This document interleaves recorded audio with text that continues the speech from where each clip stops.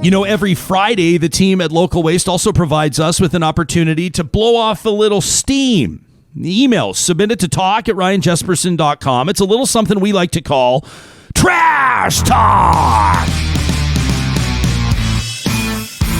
This from Nicole, who says, guess what, Jespo? Today is my last day working for the most toxic company I've ever encountered. So in celebration, I am going to talk some trash. Nicole says, COVID protocols throughout the company are bare minimum. They've never been enforced. Doors constantly slammed by our man-child of a supervisor with zero leadership abilities. Racist remarks, mocking voices used regularly. The harassment, rampant. This place sounds like an HR nightmare, right? Well, it is. Luckily for them, they don't have an HR department. So any attempt to hold anybody accountable for their bullshit behavior is lost on deaf ears. I've never been surrounded by so many lazy, ignorant people in my life. I'd rather be unemployed than spend another minute in that dumpster fire. I have 2 words for my former management and coworkers.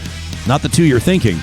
Do better, says Nicole, an exhausted office professional. How about this one from Michael, who says, you know, we're doing okay here in Alberta, but vaccinated means 2 doses, not 1. But hey, anything for the stampede, right? Who cares about things like protecting people when there's campaign money to be made? The low people, the plebs, those of us on the street, what does it matter to those that sit high and mighty dining at the table of white cloths high above the crowds? That from Michael. What about this one from Tyler, who says, I just want to hug my friends again. I just want to sit around a kitchen table and hug my mom. He says, why can't we just lift small gathering restrictions? Then if that goes well, open up public events with masking. And then if that goes well, lift mask mandates. If this goes bad again, this Delta variant, frankly, says Tyler, earmuffs, kids, we're fucked. Achieving compliance again will be next to impossible. Masks are a minor inconvenience. I don't want to see the medical officer of health acting like a government puppet.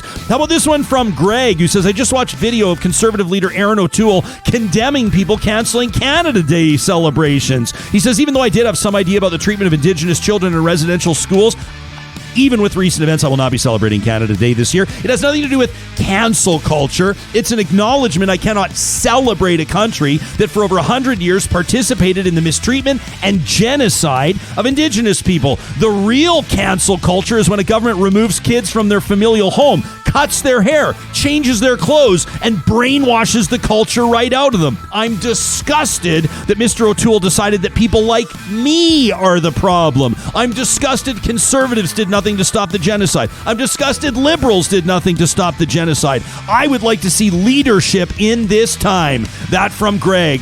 What about this one from Janelle, who says, truth and reconciliation begins with truth. 751 unmarked graves. This is the truth. She says, you want to know what else is the truth? The truth is that the person, Chris Champion, that helped write our new social studies curriculum is a residential school denier. You know what else? Truth? Janelle says the truth is that we need to dispose of this draft if truth and reconciliation are ever going to happen. Racism has no place in our curriculum. Racists have no place in our schools. We need to stand up to white supremacy and racism in Alberta. That from Janelle. And this one from Shiv. Shiv says, you want real talk? I'm sick and tired of queer issues being placed on the back burner in Canada. I'm tired of the national narrative that we've solved the gay issue and can move on singing Kumbaya and feeling good about ourselves because we're better than the States. I'm tired of the media focusing on the blood donation ban as if that's the most pressing challenge. Yes, it's discriminatory. Yes, it's fucked up, but it's far down on my priority list of conversations we need to have.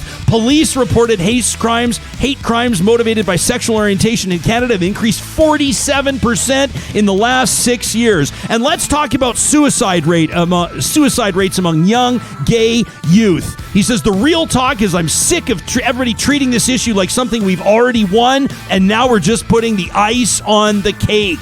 He says the truth is that even in a place as progressive in Canada, this is rampant. It's worse in Alberta than it is nationwide, a province I otherwise love and am proud to live in, but queer people still live in fear in our society. We get ruthlessly attacked for going to the beach, and nobody seems to care. It's time to pay attention, says Shiv. I love it when people like Shiv push us to be better. I love it when you pour it out, your heart. You let us read it. You show us exactly what it is that makes you tick, makes you happy, and pisses you off. It's all part of keeping it real. You can email us anytime to talk@ryanjesperson.com. This week has meant so much to me that you've been here with us for these tough conversations. We'll pick it up again on Monday. Have an amazing weekend. One love.